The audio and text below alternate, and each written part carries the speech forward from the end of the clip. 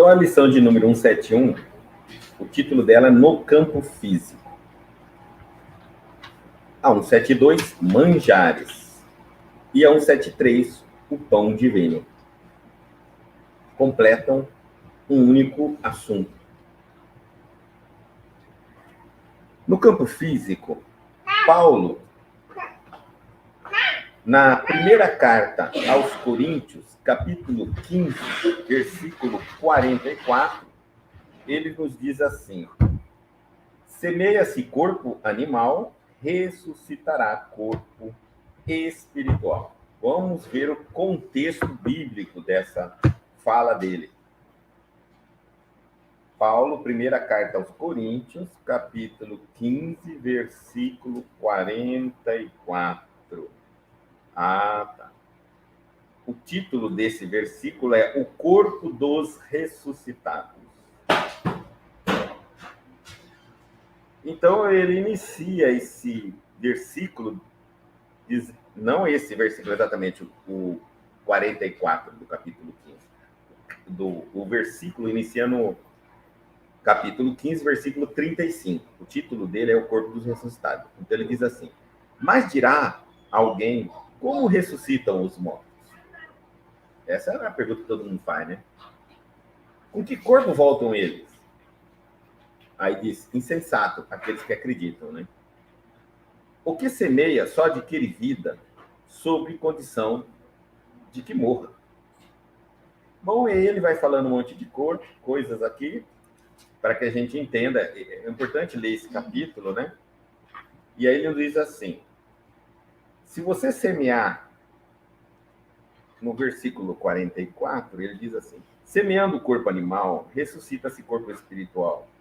Se há um corpo animal, há também um corpo espiritual. Já está falando que tem que haver os dois, espírito e matéria. Se há um corpo material, tem que haver um corpo espiritual. Ou seja, não existe corpo algum sem espírito. Agora, tem o espírito com um E minúsculo e o espírito com E maiúsculo. O espírito com E minúsculo é o espírito sem consciência, no seu estágio de evolução, no princípio. E o espírito com E maiúsculo é nós. Já temos consciência, o homem, o ser racional, animal. Os reinos hominal já é espírito com E maiúsculo. Do hominal para baixo, reino animal, vegetal, mineral, é espírito com E minúsculo. Então ele está falando que tudo tem espírito. Óbvio, né? Tudo nós sabemos que tem espírito. Emmanuel também nos diz que tudo se encadeia no universo, desde o átomo ao arcanjo. Então, tudo é um processo de evolução. Ninguém, e aí vem Emmanuel comentando sobre esse semear um corpo animal e ressuscitará um corpo espiritual. Aqui já demonstra, com o início dessa explicação, que o corpo espiritual ele existe para ser trabalhado, para que dali ressuscite o espírito, o corpo espiritual. Essa é a finalidade do corpo material, ser trabalhado. Por quem? Pelo espírito. Então, o corpo material existe para o espírito, tá certo? Para ele. É um instrumento de evolução. Ninguém menospreze a expressão animal da vida humana, a pretexto de preservar-se na santidade. Então, nenhuma pessoa, por mais boa intenção que tenha e por mais evoluído que ela seja, pode desprezar a expressão animal, a vida do corpo físico. Deixar de comer, de tomar água, de seus cuidados, dormir, seus cuidados mínimos, dizendo que ela é evoluída, dizendo que ela não precisa mais do corpo físico. Isso não é uma sanidade. É insano. A imersão da mente nos fluidos terrestres, ou seja, mente é espírito, né? Então, a mente nossa reencarnando nos fluidos terrestres, ou seja, é uma oportunidade de sublimação que o espírito operoso e desperto transforma em estruturações de valores eternos. Deve ser assim, ou seja, nós, espíritos com E maiúsculo, já estamos conscientes, aproveitamos essa imersão da mente nos fluidos terrestres, nos fluidos físicos, terrestres porque estamos na Terra, mas há outros planetas habitados de igual condição à Terra, em outros sistemas solares, nós conhecemos toda a história, da onde veio a raça adâmica, Adão, né, e etc., da constelação de Capela, onde lá existem inúmeros outros planetas, um deles muito parecido com o da Terra. Então, nós trouxemos essa necessidade de reencarnar no corpo físico para quê? Bom, ele está dizendo assim, é uma oportunidade de sublimação que o espírito operoso trabalhar e desperto transforma em estruturação de valores eternos. Nós aprendemos a teoria e a prática no mundo físico, apesar de sermos espíritos, sermos energia, porque é mais fácil de se aprender, é um laboratório muito fácil. Aqui nós fazemos algo na matéria e já obtemos resultados rápidos. Aqui é uma escola de laboratório incrível.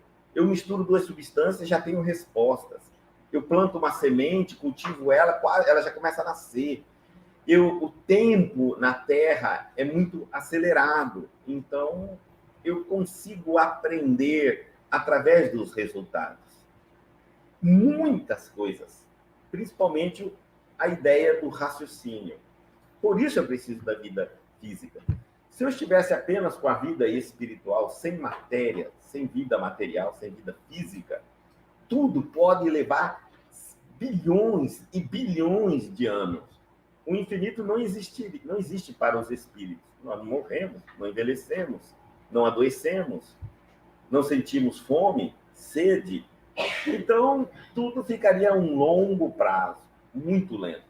Vamos para a Terra, vamos para o mundo físico, para a matéria, porque aqui tudo se acelera.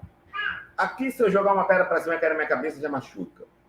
Mas se eu não jogar ela para cima, eu já calculo a velocidade dela. Quando a gente fala, por exemplo,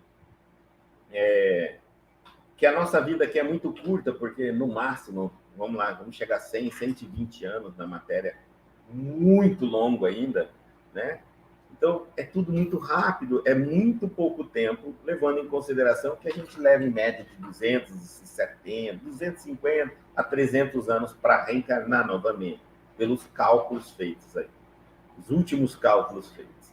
Então, pensando assim, nós vivemos muito pouco tempo.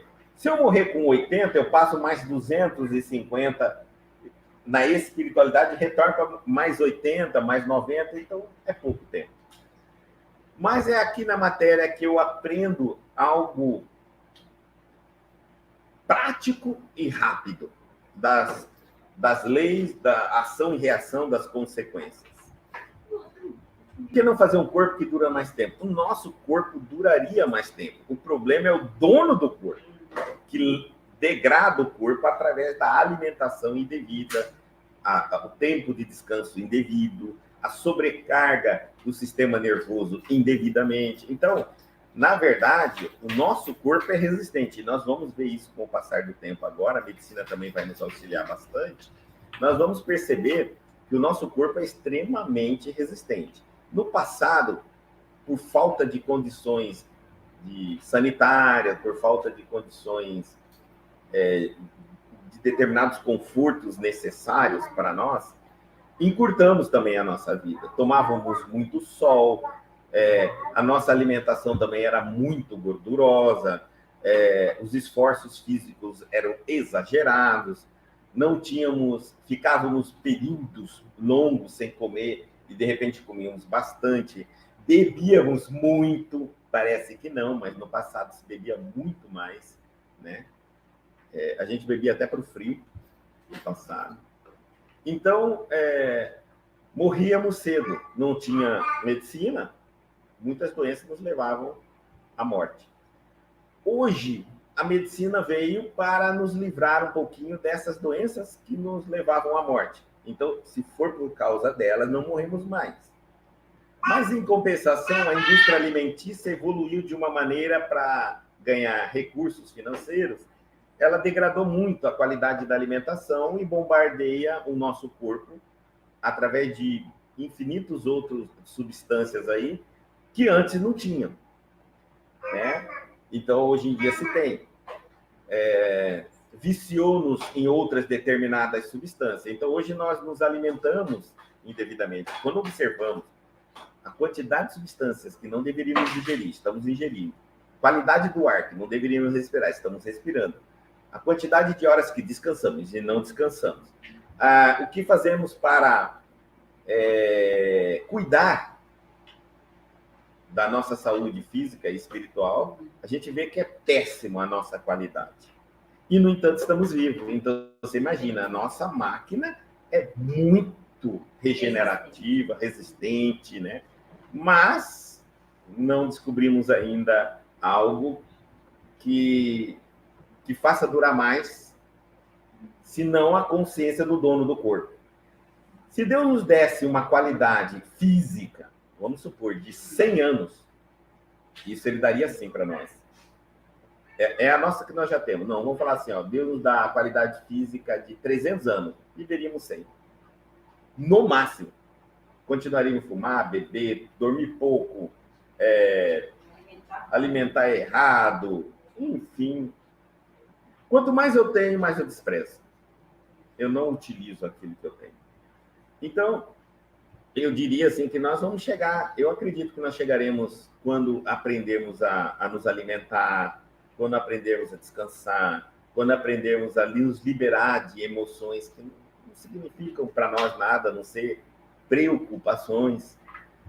Acredito que nós chegaremos aos 150, 180, 200 anos. Nós temos estrutura para isso. Quando vamos ver que a grande parte das doenças que estão chegando são doenças psicológicas, doenças da alma, que a medicina não alcança, vem por uma vez que eu prolongo um corpo, uma medicina que prolonga um corpo físico sem consciência, o que eu vou alcançar? Uma demência. Eu estou chamando de demência aqui, qualquer doença na área mental. Então, eu não vou precisar morrer tombando o corpo num caixão. Eu morro vivo, perco a consciência da vida, não sei meu nome, não sei onde eu moro, não sei quem são as pessoas, estou morto, vivo, dentro de uma estrutura física que não morre saudável, que não morre, que respira, que come, mas que não tem consciência de si mesmo. Por quê? Porque o dono daquele corpo não cuidou antes disso acontecer. Não. Eu diria que eu estou ficando quase... Se a medicina evoluir muito, eu vou ficar como um automóvel, né? O automóvel bem cuidado, mas o dono do corpo já não pode mais dirigir, porque ele já não tem condições de dirigir o carro. Mas o carro é lindão, você está entendendo? Se qualquer um que pegasse aquele carro, tem um motor possante, ele é bonito, ele vale muito, mas o dono do carro já não tem mais condição, já não enxerga direito, já não tem mais força, já não sabe mais senso de direção. Exatamente isso. Tá? Bom, estamos aprendendo. Tudo isso que nós estamos discutindo, que é o mercado, que é a tecnologia, que é a experiência, que é a renovação, que é a vida física, tudo está desenvolvendo o quê? O nosso raciocínio, a lei de ação, reação, todas as leis que existem. Através da ciência, a gente admite que existem leis para tudo e respeita essas leis para obter os resultados. Aliás, aí está a grande percepção da ciência. O homem sonha em ser livre. Liberdade não existe em lugar algum, em nenhum nível de evolução, em um universo. Né? Só no nosso pensamento que você é livre para pensar o que quiser. Mas, fora isso, em todo lugar existe regra, disciplinas e leis. Então, a ciência prova isso. Olha, se você quer se dar bem na matéria, estuda as leis da matéria, segue as leis e as usa. Pronto, você vai se dar bem. Você não precisa ser o revolucionário das leis da matéria, porque você não vai conseguir criar outras leis e nem revogá-las. Elas existem. Então, por exemplo, eu quero jogar um objeto para cima, mas não quero que ele caia na minha cabeça. Percebendo, estudando isso, eu vou ver que a gravidade atrai todos os objetos do centro da Terra. E que desde que eu não esteja na trajetória desse objeto ao centro da Terra, ele não vai cair na minha cabeça. Eu posso continuar jogando o objeto para cima, mas eu não devo permanecer na trajetória ao retornar ele para o centro da Terra. É isso. Respeitando essas leis, eu não sofro as consequências. Então, o homem, através da ciência, está dizendo o seguinte: olha, eu posso ser livre mesmo respeitando uma lei. A gente pode ser livre respeitando leis, desde que essas leis elas existem para nos preservar, né, a vida, nos auxiliar, e nós vamos entendendo. Uma pólvora junto com fogo explode. Então eu entendo que se eu não quero uma explosão, não aproximo as duas coisas, uma faísca. Mas eu posso utilizar a pólvora para N coisas, tomando cuidado para que não haja faísca. Produtos inflamáveis pode ser utilizado, mas desde que não tomemos conta com faíscas.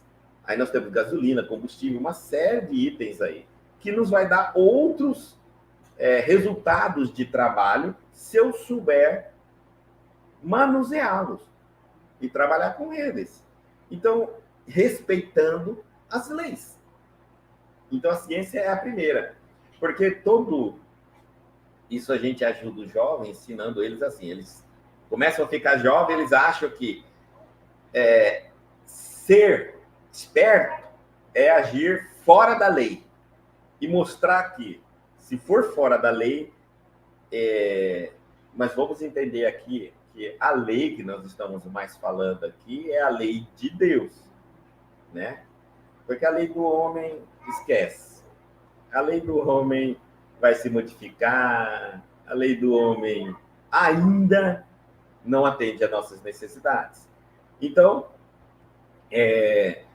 mas a lei de Deus, a lei da natureza, que é a parte da lei de Deus, ela existe e pode, através da nossa inteligência, nos dar grandes, gigantes avanços. Mas o homem também vai um dia amadurecer e as leis que ele vai promover na sua sociedade serão realmente para a justiça, para acudir os mais fracos, proteger os mais fracos, promover justiça, segurança. Ainda estamos longe disso. Até porque quem estiver com o poder vai cometer os mesmos erros. Troca-se número, nome, pessoas, mas os erros cometem sempre o mesmo. Sempre haverá um ser humano administrando algo. E cada um tem seus próprios interesses.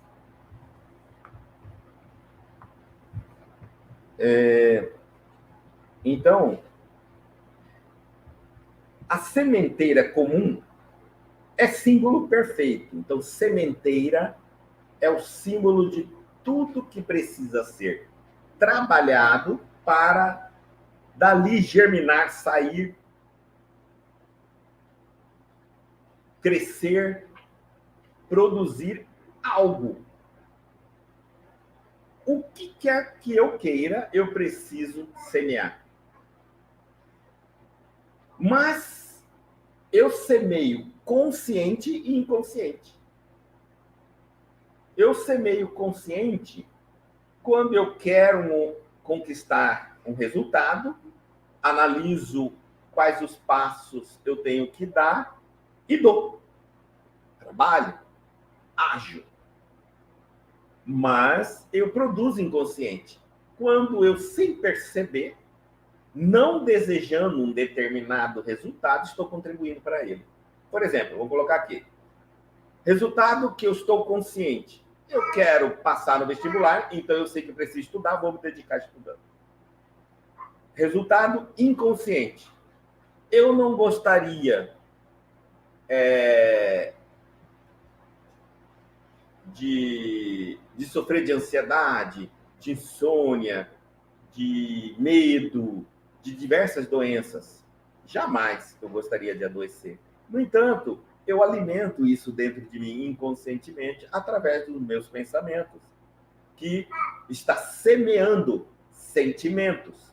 Esses sentimentos produzem reações químicas no nosso corpo, colocando-nos em estado de desespero, de medo, de prontidão de ataque, de sobrevivência.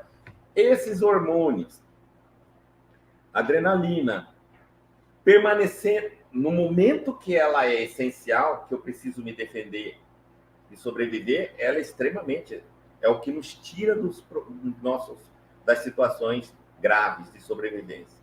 Mas se ela permanecer na minha corrente sanguínea por mais do que o tempo devido e não sendo necessário, mas eu criei isso mentalmente, que é porque eu penso que o mundo é uma guerra, que eu tenho que sobreviver, que se eu vou sair na rua, eu tenho que isso, eu tenho que aquilo. E se eu fico 8 horas na rua para voltar para casa, eu fiquei 8 horas produzindo adrenalina exagerada no meu corpo.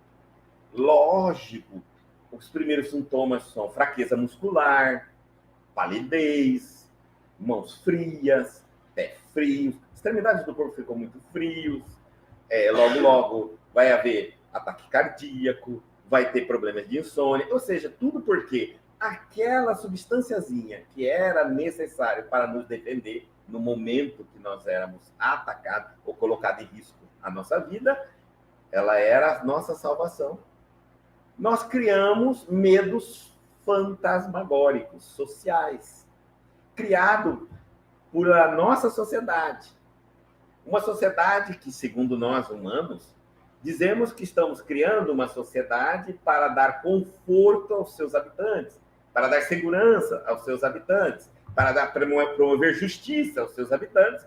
No entanto, estão todo mundo morrendo por medo, por falta de justiça, por falta de futuro, por falta de esperança, por tudo aquilo que nós dizemos que estamos tentando fazer numa sociedade, estamos destruindo. E estamos tornando aqueles que sobrevivem dentro dessa sociedade uma população doente. Nós não gostaríamos de estar doente, mas estamos produzindo inconscientemente um campo que prolifera doença, tá certo? Então, estamos semeando também as doenças, mas podemos semear, se quisermos, só o lado bom das coisas. O germe lançado à cova escura sofre a ação dos detritos da terra. Afronta a lama, o frio, a resistência do chão, mas em breve se converte em verdura, em utilidade na folhagem, em perfume e cor nas flores e em alimento e riqueza nos frutos. Olha que bacana, né? Quanto que um germe tem que lutar, vencer, superar de dificuldades. Um germe, primeiro, a escuridão da cova, a ação dos detritos da terra, porque não é simples. Existem coisas que favorecem a semente, mas existem substâncias químicas que promovem o desgaste, a morte da semente. Aí ele tem que afrontar a lama nos períodos da chuva, porque é a hora que você joga água. O frio, a resistência do chão, dependendo da profundidade que ele foi enterrada, mas no final dá tudo certo.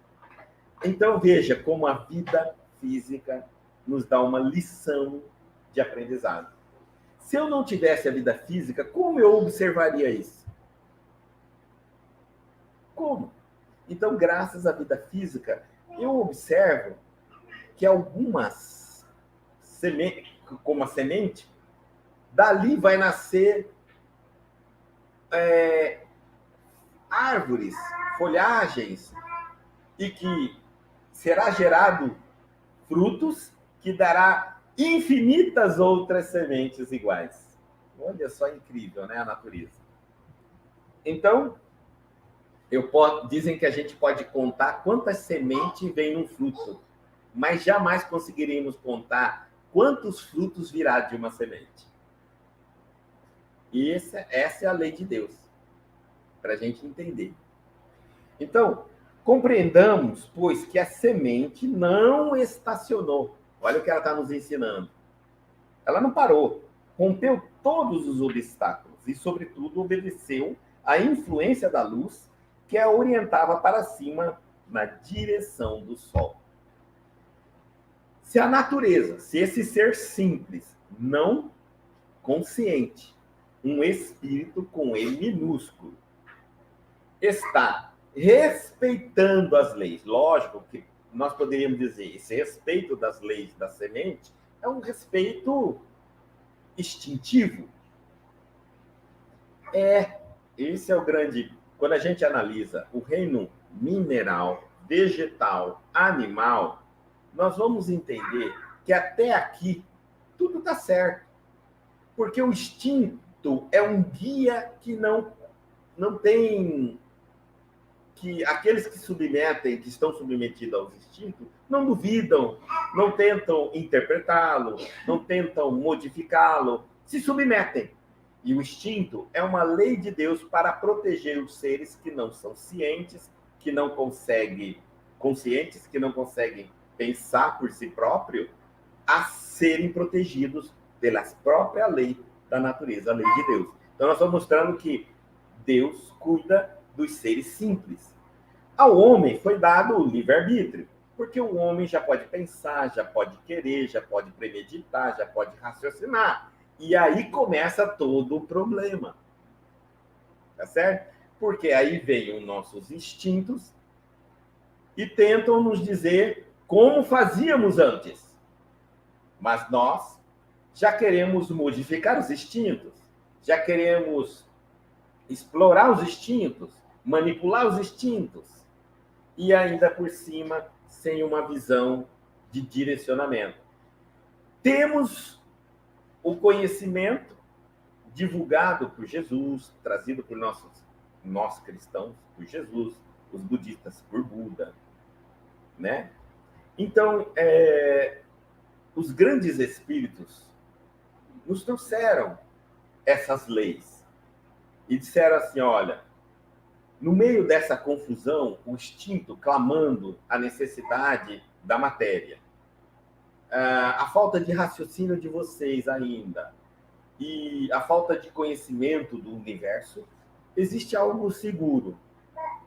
É as leis de Deus. Para a semente, a luz do sol.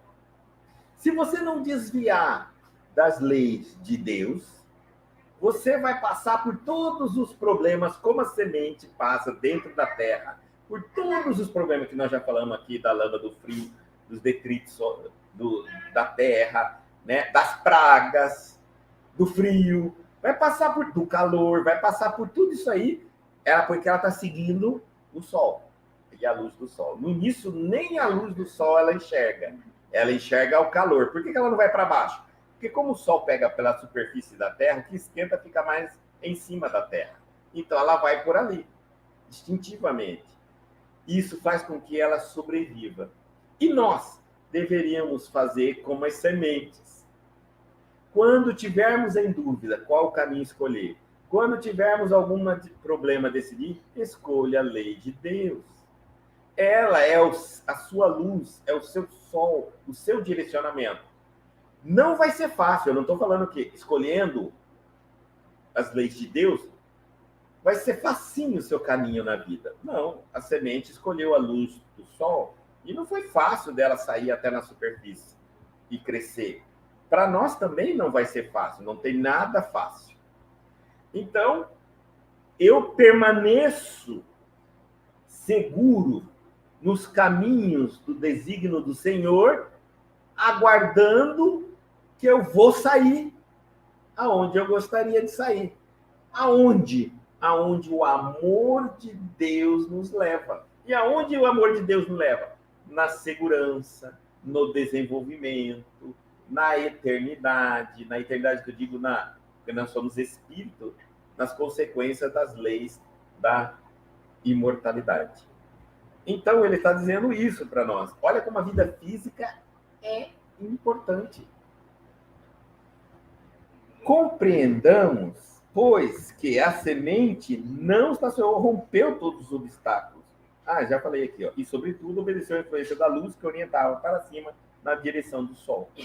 A cova do corpo, agora ele vai comparar a semente com nós. A cova é o corpo do espírito. A cova do espírito é o corpo. A cova da semente é a terra, é o buraco. Você cava o buraco e planta a semente. O espírito mergulha no corpo.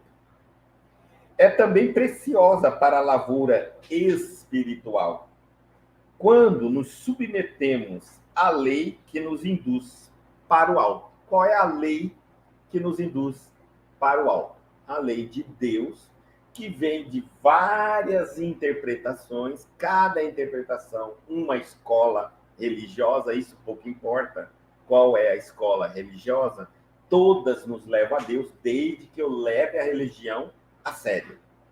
Gente, aí eu falo assim, me falaram um dia assim, Guto, quando você fala que todas as religiões nos levam a Deus, desde que eu as leve a sério, dá a impressão que o problema está ainda no frequentador, naquele que busca a religião e não nas religiões. Isso, é isso mesmo. Mas como assim? Existem religiões que isso, existe religião daquilo, existe religião daquilo outro, gente. Quando eu vou comparar a religião como universidade, não é a universidade que faz o aluno, é o aluno que faz a universidade. A pior universidade desse país pode formar o futuro gênio da humanidade. E a maior e a melhor universidade desse país pode formar uma pessoa que não vai ter sucesso algum na vida. Não vai arranjar um emprego. É importante entendermos isso. Então, por mais que eu esteja em uma religião que eu acho que não é a melhor religião, mas se eu a levo a sério, eu posso eu posso me guiar por aquela religião seguramente e encontrarei Deus. Qualquer que seja, de qualquer denominação. Mas, quando eu falo levar a sério, eu não estou aqui dizendo que eu tenho que seguir pessoas da religião, porque essas também podem não estar levando a sério. Eu estou falando seguir os ensinamentos da religião, não as pessoas da religião.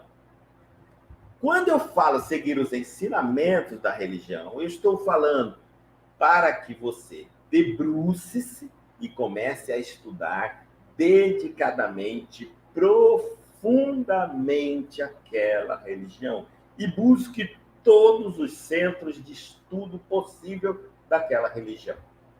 Dessa maneira, você está levando a religião a sério. Senão, não adianta. Não adianta. Né? Não é a religião. Às vezes, a religião é nobre, é boa, é séria. Mas aquele dirigente não é nobre, não é bom e não é sério. E como eu estou seguindo o dirigente e não a religião, não enxergo o conteúdo da religião. Enxergo as atitudes daquele dirigente.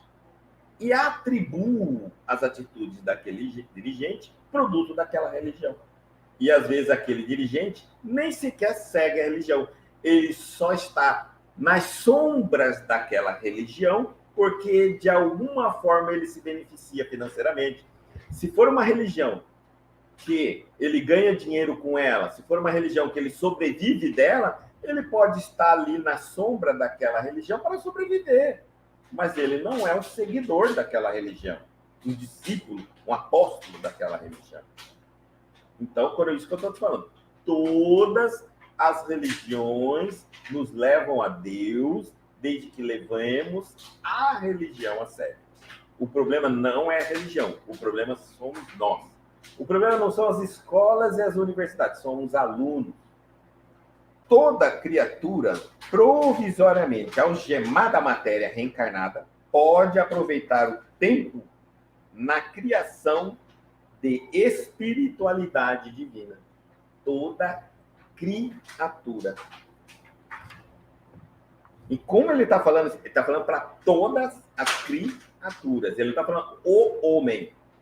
Toda, espírito com E minúsculo e espírito com E maiúsculo.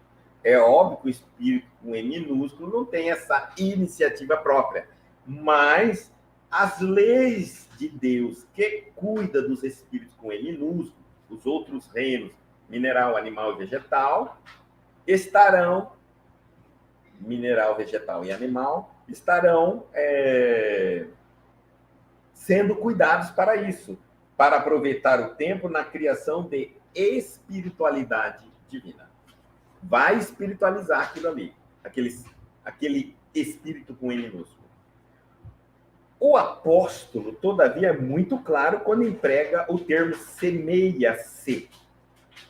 Quem nada planta, semeia-se. É importante eu entender que tem que haver iniciativa, no caso do reino hominal, própria. Nenhuma universidade, nenhuma escola ensina um aluno que não quer aprender. Nenhum professor, nenhum mestre ensina um discípulo, um aluno que não quer aprender. Então tem que haver, por isso que ele pregou o termo semeia-se, semear-me.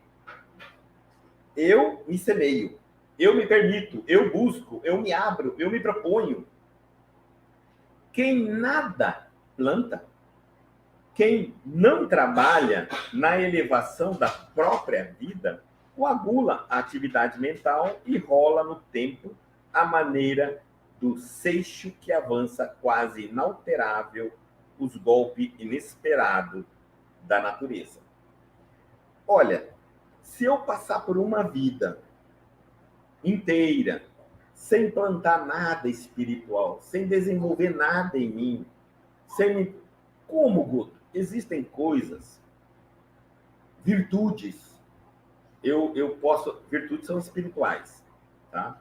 Então eu posso desenvolver virtudes, como enxergando a vida com essas propostas de exercitar as virtudes e parar de agir, de parar de reagir na vida. Porque nós estamos hoje passando uma vida reagindo. Se alguém fala de mim, eu falo dele. Se alguém me xinga, eu xingo. Se alguém me bate, eu bato. Eu não levo desaforo para casa. Isso é reações. Eu começo agora a pensar. Eu quero usar a vida como algo que desenvolva virtudes. Então, uma virtude, perdoar. Eu tenho que dar perdão. Então, eu posso começar a aproveitar a vida, aqueles que me fazem mal, e a perdoar. Eu posso começar a aproveitar a vida e vou me lapidando através dela. Mas não somente isso. Eu posso também desenvolver, aproveitar a vida para desenvolver minha inteligência. Será que hoje eu estou desenvolvendo a minha inteligência? Bom, vamos parar para pensar. Vamos dar aqui um ano, o tempo para que você, em cada 31 de dezembro de cada ano, você pegue um caderno e anote qual a profissão você aprendeu nova.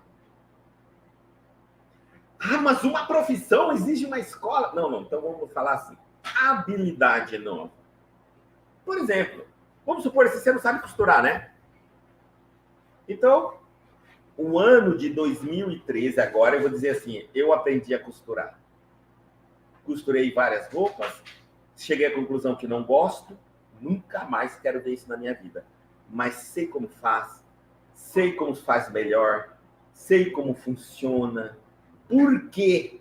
Então, por que você foi aprender? Para saber se gostava. E por que você desistiu? Porque eu quis, eu experimentei e adorei poder dizer não gosto. Não gosto sabendo o que é. Não gosto sem saber o que é. Mas o que você ganhou com isso? Eu ganhei inteligência.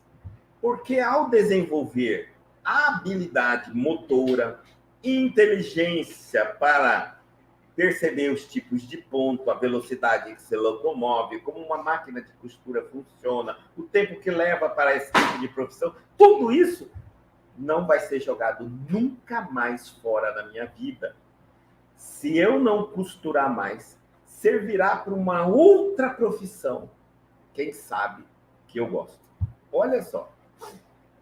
2014, 2023, 2024 agora. Ixi, eu tô atrasado. 2024. Eu já falo assim, eu vou aprender mecânica de automóvel. Você tá louco? Por que não? Mecânica de automóvel. Você vai trabalhar com mecânica de automóvel? Eu não vou trabalhar com o que eu aprendo. Eu vou aprender para decidir se eu vou trabalhar. Eu não vou buscar o que eu vou trabalhar. Eu quero ter o poder de dizer gosto, não gosto, quero, não quero, faço e não faço. Então, gente, se nós fizéssemos uma habilidade por ano, em 10 anos teríamos 10 habilidades. Se nós admiramos uma pessoa falar um idioma, 2 idiomas, e se aprendêssemos um idioma por ano, quantos idiomas? 10 idiomas. Se a gente admira uma pessoa falar 2 idiomas, você imagine uma pessoa que sabe 10 profissões. Imagina isso. Uma vez me falaram assim, mas idioma? O que adianta aprender idioma? Bom, é isso que eu digo para nós. Na natureza, nada é desperdiçado, nada é jogado fora.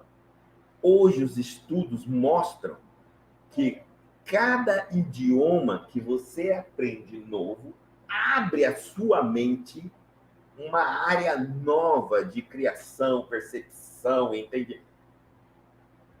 Nunca despreze. Nós estamos falando de uma coisa assim, idioma. Simples, não é? Idioma. Não despreze. É interessante, quer ver uma coisa muito interessante? Nós sabemos hoje que existe uma diferença entre uma pessoa que sabe dirigir um automóvel e uma pessoa que não sabe dirigir o automóvel. Ah, que isso? Existe. Existe uma pessoa que sabe dirigir automóvel, ela tem senso de direção, ela tem senso geográfico de posicionamento aqui dentro da cabeça. Como o carro anda mais rápido e passa por muitos locais, ela tem que mapear o trajeto dela, decidindo mão contra mão, qual é o mais rápido. Esse pequeno exercício que ela faz promove a ela um desenvolvimento de inteligência. Olha que coisa incrível. Então, quando alguém diz assim, para que eu vou aprender a dirigir? Para ser mais inteligente. Mas eu não quero dirigir. Não tem problema. Nunca mais você dirija, mas aprenda. Só isso. Aprenda, taca fogo na sua carteira de habilitação, mas aprendeu. E pode dizer assim, eu tinha, não quero. É gostoso ter o poder de dizer não quero. E não sei, não posso, não consigo. Isso é crença de impotência. E nós não somos pobres coitados nesse mundo. Nós somos dotados de inteligência e capacidade. Diga sempre não quero, não gosto. Isso é bom. Significa que você está no controle. Nós temos que estar no controle. Então, quem nada planta, vamos plantar uma habilidade por ano. Uma habilidade. Dirigir é uma habilidade. Idioma é outra habilidade. Passar pano, lavar vasilha, roupa, consertar máquina, pintar a casa. Tudo é habilidade. Habilidade que só fazendo você vê o que precisa para fazer. E é uma coisa muito interessante. E nós vamos perceber isso. Um homem sábio, por isso que uma pessoa sábia é aquela que consegue valorizar todos os trabalhos que existem. E sabe por quê? Porque ele sabe qual é a dificuldade de executar cada um deles.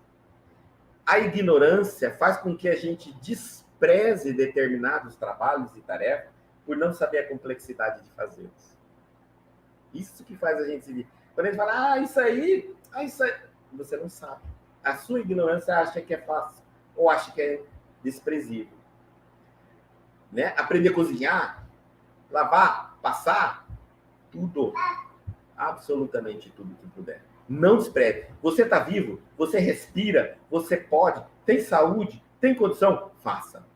Aprenda. Tem curso de graças aí, um monte. Vai, entra, faz. Vai desenvolvendo o raciocínio. De repente, você vai ter uma ideia incrível. Incrível. Quando olhamos no passado, nós vamos ver José Bonifácio, vários homens, eles eram cientistas e conheciam, eles eram múltiplos conhecimentos científicos. Eles não tinham só um, não. É nós que empobrecemos no nosso século. Ficamos apenas rotulados numa única função, numa única tarefa, que às vezes o próprio contexto da vida social, cultural, tira aquilo da gente. Quer ver uma coisa? Vamos supor aqui. Eu me habilito, eu me torno um mecânico de carro a gasolina. A gasolina, nem álcool, nem flex, nem a diesel, nem nada, só a gasolina. E eu sou o melhor mecânico de carro a gasolina. Vai acabar. E vai ser carro elétrico. Nem a álcool, mas vai ser. Então, por que você acha que saber uma única coisa te torna bom? Você está à mercê.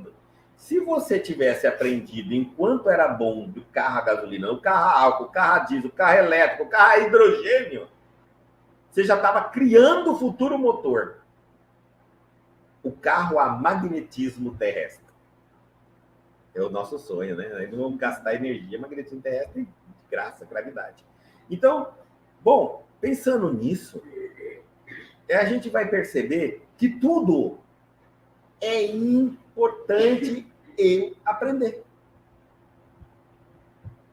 Então, quem não planta, quem nada planta, coagula a atividade mental e rola no tempo a maneira do seixo que avança quase inalterável os golpes inesperados da natureza. Você não vai conseguir caminhar, ele está falando. Não vai.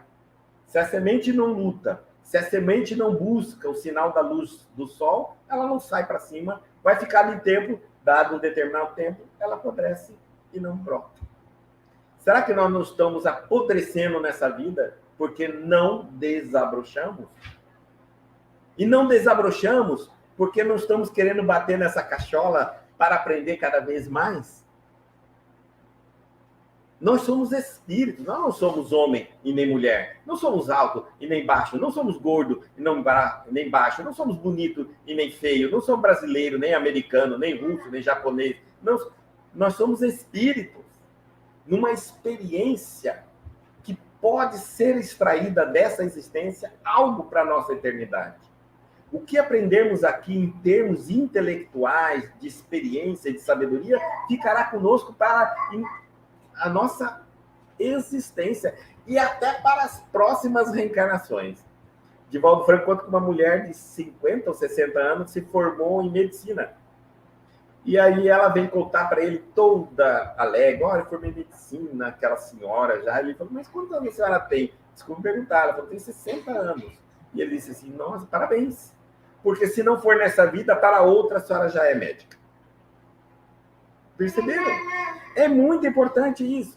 Vamos perceber, não sei se vocês observam, que existem pessoas que nascem, que a gente chama de QI elevado, que não existe, que chama de genética, que não existe, nesse sentido, mas que uma criança de 3 anos que senta num piano e toca.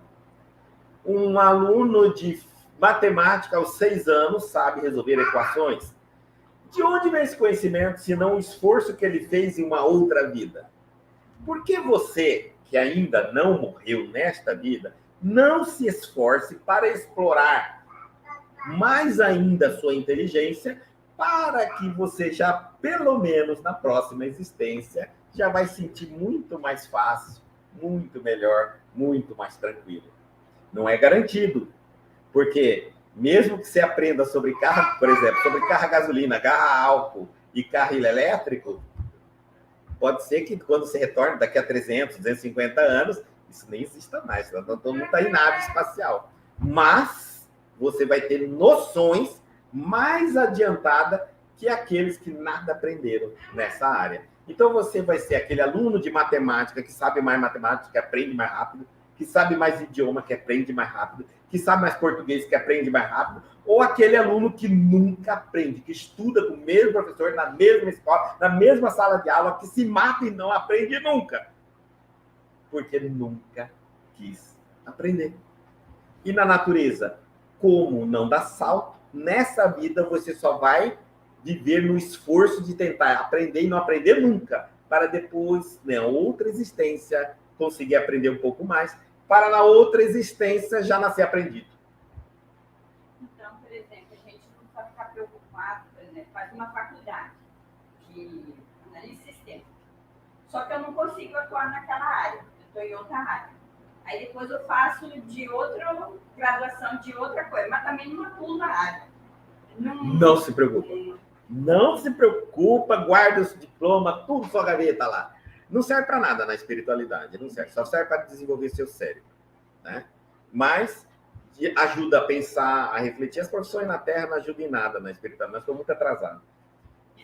Quando eu digo assim, eu sou bom nisso, coitado, né? É como uma criança dizer, eu sou bom de andar de triciclo. Já passou. Agora já é carro. Como André Luiz, médico, chega lá e não sabe nada. É, como médico aqui na Terra, eu sou o melhor especialista em coração. Na Terra, no mundo espiritual, nem coração tem.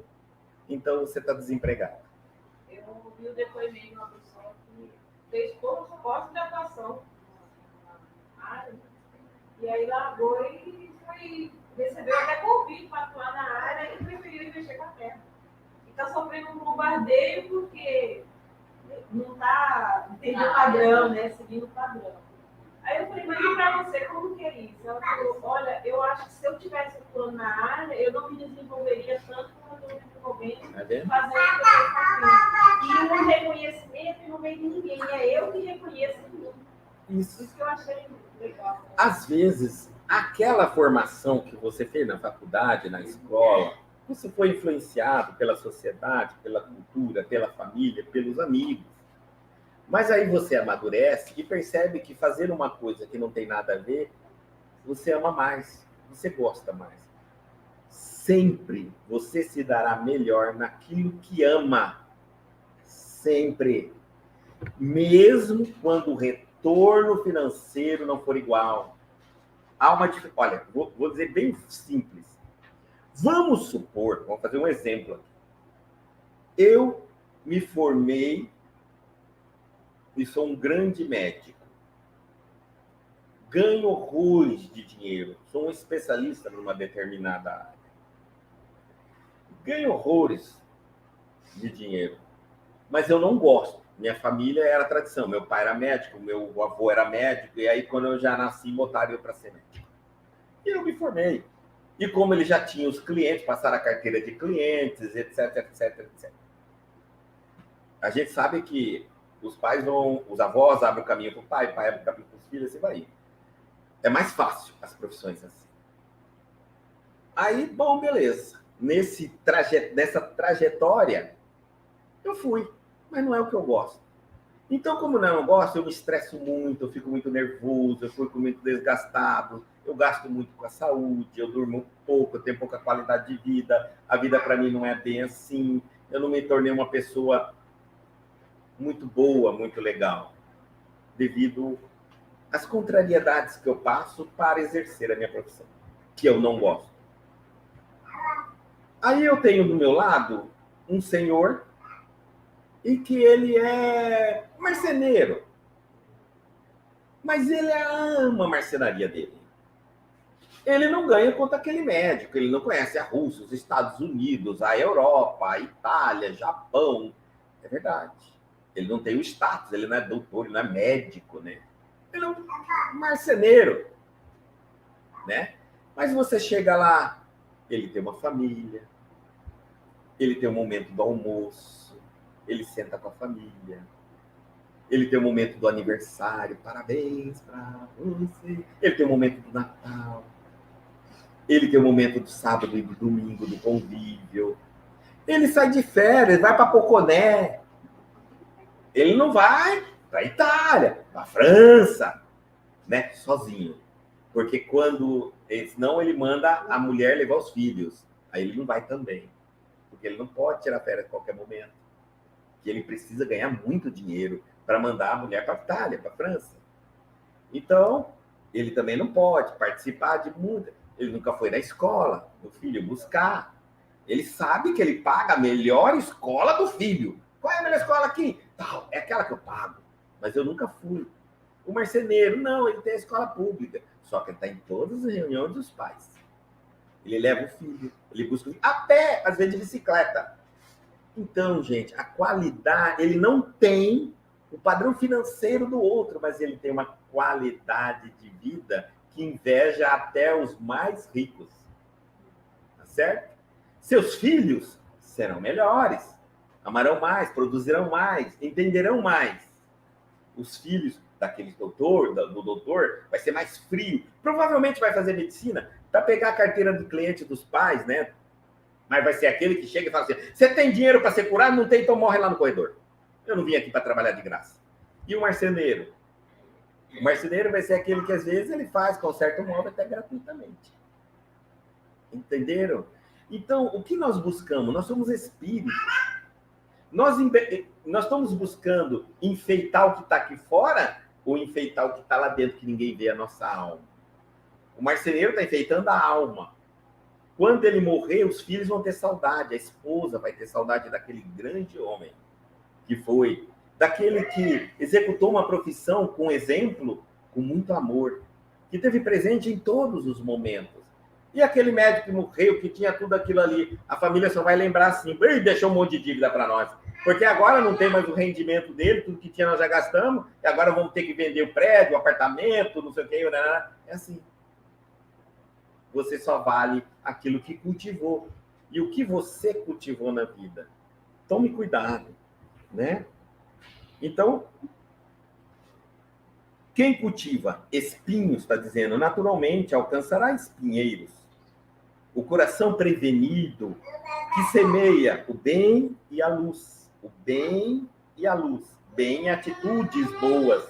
E a luz de iluminação, de conhecimento, no solo de si mesmo.